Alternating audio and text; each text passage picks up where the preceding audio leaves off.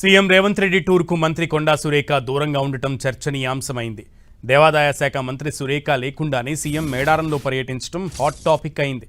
ఇటు పరకాల బహిరంగ సభలోనూ మంత్రి కొండా సురేఖ కనిపించలేదు. ఇటు వచ్చే అసెంబ్లీ ఎన్నికల్లో పరకాల నుంచి రేవూరి ప్రకాష్ రెడ్డిని ఆశీర్వదించాలని సభలో సీఎం పిలుపునిచ్చారు. అయితే పరకాల నుంచి కొండా సుష్మితా పటేల్ పోటీ చేస్తారని ఇప్పటికే కొండా మురళి ప్రకటించిన క్రమంలో రేవూరి పేరును సీఎం ప్రకటించడం కాంగ్రెస్లో హాట్ టాపిక్గా మారింది.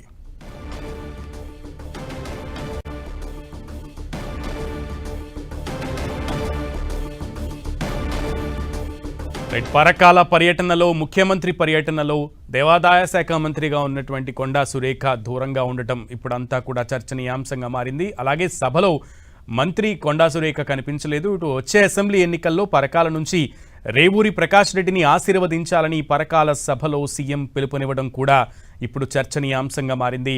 ఇప్పటికే పరకాల నుండి కొండా సుష్మితా పటేల్ పోటీ చేస్తారని కొండా మురళి ప్రకటించిన క్రమంలో రేవూరి పేరును సీఎం ప్రకటించడం కాంగ్రెస్లో ఇప్పుడు హాట్ టాపిక్గా మారింది. మరింత సమాచారం మా ప్రతినిధి కేకేని అడిగి తెలుసుకుందాం. కేకే, ముఖ్యమంత్రి రేవంత్ రెడ్డికి సంబంధించినటువంటి ఉమ్మడి వరంగల్ జిల్లా పర్యటన లోపల చాలా ఆసక్తికరమైనటువంటి పరిణామం చోటు చేస్తుంది. ఒకవైపు ములుగు జిల్లా పర్యటనలో వనదేవతలకు సంబంధించి అంటే మేడారం సంబంధించి వనదేవతల ఒడిని ముఖ్యమంత్రి రేవంత్ రెడ్డి సందర్శించుకోవడం, అక్కడ ఉన్నటువంటి పనులను రిమైనింగ్ ఇప్పటి వరకు పనులు పూర్తి చేసినప్పటికీ కొన్ని పనులు మిగిలి ఉన్నాయి.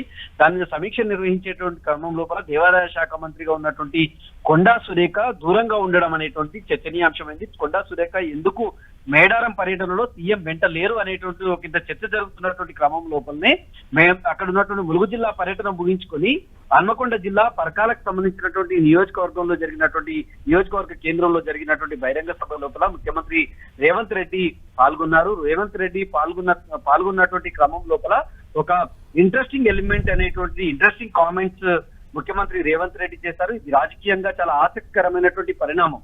పరకాల సభ లోపల ప్రజలను ఉద్దేశించి ముఖ్యమంత్రి ప్రకటిస్తూ మళ్ళీ రానున్న ఎన్నికల్లో ఖచ్చితంగా రేవూరి ప్రకాష్ రెడ్డిని ప్రజలంతా కూడా ఆశీర్వదించాలి, ఖచ్చితంగా రేవూరి ప్రకాష్ రెడ్డిని మళ్ళీ గెలిపించాలనేటువంటి ఆసక్తికరమైనటువంటి కామెంట్ చేశారు. రాష్ట్ర వ్యాప్తంగా ఇప్పటి వరకు ముఖ్యమంత్రి పర్యటనలో ఎక్కడా కూడా ఒక అభ్యర్థిని అంటే సిట్టింగ్ ఎమ్మెల్యే మళ్ళీ రానున్న ఎన్నికల్లో పోటీ చేస్తాడు, ఆయననే ఆశీర్వదించాలనేటువంటి ప్రకటన ఇంతవరకు చాలా అరుదుగా జరిగింది. ఆ అరుదుగా జరిగినటువంటి సంఘటన ఇప్పుడు పరకాలలో మళ్ళీ రేవూరి ప్రకాష్ రెడ్డిని గెలిపించాలని చేసినటువంటి ప్రకటన మాత్రం మొత్తం రాష్ట్ర వ్యాప్తంగా చర్చ జరుగుతుంది. ప్రధానంగా కొండా దంపతులు, మంత్రి కొండా సురేఖ, మాజీ ఎమ్మెల్సీగా ఉన్నటువంటి కొండా మురళికి సంబంధించిన దంపతులకు ఇది ఊహించని పరిణామంగా రాజకీయంగా చర్చ జరుగుతుంది. గత కొన్ని రోజులుగా మాజీ ఎమ్మెల్సీగా ఉన్నటువంటి కొండా మురళి, అదేవిధంగా ఆయన కూతురు కొండా సుష్మితా పటేల్ ఖచ్చితంగా రానున్న ఎన్నికల్లో కొండా సుష్మిత పరకాల నియోజకవర్గం నుంచి పోటీ చేస్తుందని చెప్పి ప్రకటించడం,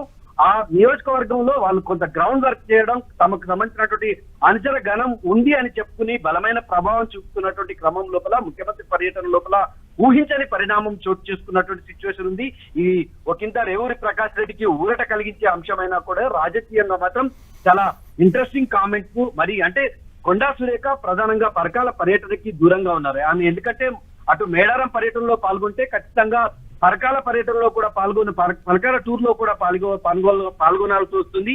ఒకవేళ పాల్గొంటే ఒక చోట పాల్గొని ఇంకో చోట పాల్గొనకపోతే అది రాజకీయంగా కొంత విభేదాలకు తావిచ్చినట్టు. కుమారస్వామి ఈ సభలో ముఖ్యమంత్రి రేవూరి పేరును ప్రకటిస్తారు అనే విషయం ముందుగానే కొండా సురేఖ ఊహించారని అనుకోవచ్చా, లేదా ఆ విషయం కొండా సురేఖకి తెలిసే ఆ సభకు హాజరు కాలేదని అనుకోవచ్చా? గత కొన్ని రోజులుగా రేవూరి ప్రకాష్ రెడ్డికి ఇదే పరకాల నియోజకవర్గంలో గతం లోపల కొండా సురేఖ ప్రాతినిధ్యం వహించారు కాబట్టి ఆ పరకాల నియోజకవర్గంలో తమకు పట్టుంది, ఖచ్చితంగా తమ కూతురు నిలబెడతామనేటువంటి ఒక ఆలోచనతోటి కొండా దంపతులు ఉన్నారు. కానీ ఇది ముఖ్యమంత్రి చేసినటువంటి ప్రకటన ఊహకందని ప్రకటన, అది ఊహించని, అంటే ఎవరు కూడా ఊహించినటువంటి పరిణామం. అటు కొండా దంపతులు ఊహించలేదు, రాజకీయంగా కాంగ్రెస్ పార్టీకి సంబంధించినటువంటి నేతలు కావచ్చు, కాంగ్రెస్ వేదిక మీద ఉన్న వాళ్ళు కూడా ఊహించని పరిణామం ఇది. అది రేవంత్ రెడ్డి చాలా స్పష్టంగా ప్రకటించారు, రానున్న ఎన్నికల్లో రేవూరి ప్రకాష్ రెడ్డిని ఆశీర్వదించాలి, రేవూరి ప్రకాష్ రెడ్డి గెలిపించాలనేటువంటి ఒక స్పష్టమైనటువంటి ప్రకటన అయితే చేశారు. ఇది ముందుగా ఊహించింది కాదు. ముందుగా ప్రధానంగా కాంగ్రెస్ పార్టీ కానీ కాంగ్రెస్ పార్టీలో ఉన్నటువంటి ముఖ్యమైనటువంటి లీడర్లు కావచ్చు, కొండా దంపతులు ఎవరు కూడా వారి ఊహకు అందనటువంటి ప్రకటన ఇది. ముఖ్యమంత్రి రేవంత్ రెడ్డి చాలా స్పష్టంగా రేవూరి ప్రకాష్ రెడ్డిని ఆశీర్వదించాలని ప్రకటించారు. ఒక అడుగు ముందుకేసి కేసీఆర్ కి అవకాశం వస్తే కేటీఆర్, హరీష్ రావు, అదేవిధంగా సంతోష్ రావు, వినోద్ కుమార్ లాంటి వాళ్లకు మాత్రమే అవకాశం వస్తుంది. నాకు అవకాశం వస్తే నేను అక్కడ వేదిక పైన ఉన్నటువంటి పిసిసి ప్రెసిడెంట్ గా ఉన్నటువంటి మహేష్ కుమార్ గౌడ్ ని కూడా ఇక్కడ పిసిసి ప్రెసిడెంట్ చేశారనేటటువంటి కీలక కామెంట్ చేశారు. అదేవిధంగా గత కొన్ని రోజులుగా నల్గొండ జిల్లాలో మంజుల సామ్యాలకు సంబంధించినటువంటి నియోజకవర్గం, తుంగతుర్తి నియోజకవర్గం లోపల జరిగినటువంటి పరిణామాలను కూడా ఇక్కడ మనం దృష్టిలో పెట్టుకోవచ్చు. హైదరాబాద్ లో జరిగినటువంటి ఒక కార్యక్రమంలో కోమటిరెడ్డి రాజగోపాల్ రెడ్డి ఏపూరి సోమన్న విషయంలో కామెంట్ చేయడం అనేటువంటి మొత్తం కాంగ్రెస్ పార్టీలో ఒక చర్చకు దారితీసింది. ఒక దశ లోపల పిసిసి ప్రెసిడెంట్ మహేష్ కుమార్ గౌడ్ రంగంలోకి దిగి కోమటిరెడ్డి రాజగోపాల్ రెడ్డికి అభ్యర్థులను ప్రకటించేటువంటి అవకాశం లేదు, అటువంటి పార్టీ లోపల అట్లా ప్రకటించకూడదు అనేటువంటి ఒక కీలక కామెంట్ చిట్చాట్ లో చేయడం అనేటువంటి జరిగింది. ఇప్పుడు సాక్షాత్ పరకాల సభలోనే ముఖ్యమంత్రి రేవంత్ రెడ్డి రేవూరి ప్రకాష్ రెడ్డి విషయం లోపల ఖచ్చితంగా ఆయన రానున్న ఎన్నికల్లో బరిలో ఉంటాడు, ఆయనను గెలిపించాలనేటువంటి కామెంట్ చేశాడు. అది సాక్షాత్తు పిసిసి ప్రెసిడెంట్ ముందే జరిగింది. ఒకవైపు నల్గొండ జిల్లాకు సంబంధించి మనం చూసుకున్నట్టయితే నల్గొండ జిల్లాలో కోమటిరెడ్డి రాజగోపాల్ రెడ్డి ఇదే ప్రకటన చేస్తే పిసిసి ప్రెసిడెంట్ ఎవరైతే పిసిసి చీఫ్ గా ఉన్నటువంటి మహేష్ కుమార్ గౌడ్ రియాక్ట్ అయ్యారు. ఇక్కడ ఆయన కళ్ళ ముందే పరకాల సభ లోపల రేవూరి ప్రకాష్ రెడ్డి విజయంలో అదే పరిణామం చోటు చేసుకుంది. ఇది రాజకీయంగా కాంగ్రెస్ పార్టీలో చాలా ఇంట్రెస్టింగ్ పరిణామం, అంటే రాజకీయంగా చాలా ఆసక్తికరమైనటువంటి పరిణామంగా కూడా చూడొచ్చు. ఎస్, అయితే ఇప్పటికీ అంటే 3 ఏళ్ళు అటు ఇటుగా కావస్తోంది ప్రభుత్వం ఏర్పడి, ఇంకా ఎలక్షన్స్కి 2 ఏళ్ళు దాకా కూడా టైం ఉంది. అయినా ఇప్పటి నుంచే ఈ అభ్యర్థుల ప్రకటన కాంగ్రెస్ పార్టీలో ఒక సంచలనాన్ని క్రియేట్ చేస్తుందని చెప్పొచ్చు. అండ్ అలాగే అంతర్గత పోరుని లేదంటే అంతర్గత కుమ్ములాటలను కూడా బయట పెట్టుతుంది అనేది చెప్పొచ్చు కదా. అంటే ఇప్పటి నుంచే ప్రకటిస్తే ఈ అంతర్గత విషయాలన్నింటినీ కూడా సద్దుమణిగించవచ్చు అని ముఖ్యమంత్రి ప్లాన్ అనుకోవచ్చా? ఎస్, మీరు చెప్పింది 100% కరెక్ట్. ఇంకా 3 సంవత్సరాలు అటు ఇటుగా అయిపోయింది. ఇంకా 2 ఏళ్ళు ఎలక్షన్ ఉంది. 2 ఏళ్ళు ఎలక్షన్ ముందు ఉండగానే ముఖ్యమంత్రి రేవంత్ రెడ్డి ఈ రకమైనటువంటి కామెంట్స్ ఎందుకు చేశాడనేటువంటి కూడా అటు కాంగ్రెస్ పార్టీలో కూడా అంతుపట్టని అంశంగా ఉన్నటువంటి పరిస్థితి. అభ్యర్థుల ప్రకటన అని తాను కూడా ముఖ్యమంత్రి కూడా పిసిసి ప్రెసిడెంట్ గా పనిచేశాడు. పూర్తిగా ఇది అభ్యర్థులను ప్రకటించడం అనేది అధిష్టానం ఢిల్లీకి సంబంధించినటువంటి అధిష్టానం కంట్రోల్లో ఉంటుంది.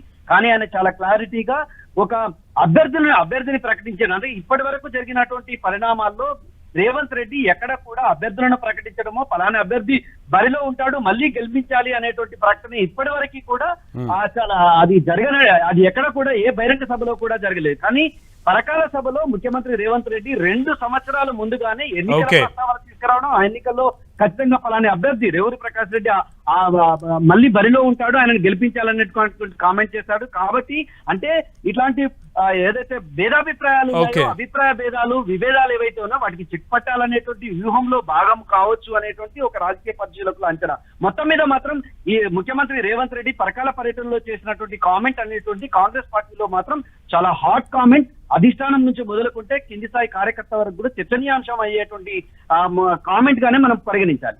Okay Kumaraswamy, thank you.